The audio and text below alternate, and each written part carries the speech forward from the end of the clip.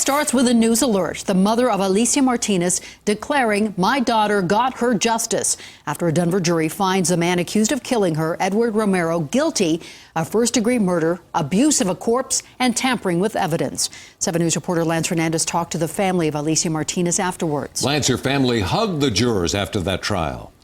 They did, Mike. It was an emotional meeting inside that jury assembly room. We saw plenty of hugs and tears today. And afterwards, we were told that some of those jurors went to the cemetery with the family to pay their respects to Alicia Martinez.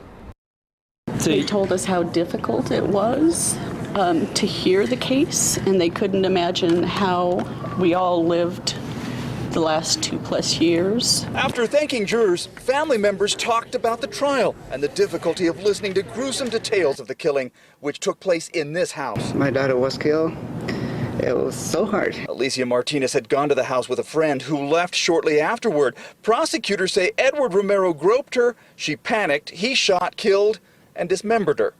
Romero pleaded not guilty by reason of insanity and spent most of the 2-week trial staring down at the table. I think the prosecutors said it best, that it was all a show for the jury and the judge. I just want to see him walking into prison, knowing that's going to be his permanent home, wherever. Family members are now left to focus on their memories of a 16-year-old girl who they say always had a smile and a friendly laugh. She loved kids. She loved to dance. Just happy, friendly, loving.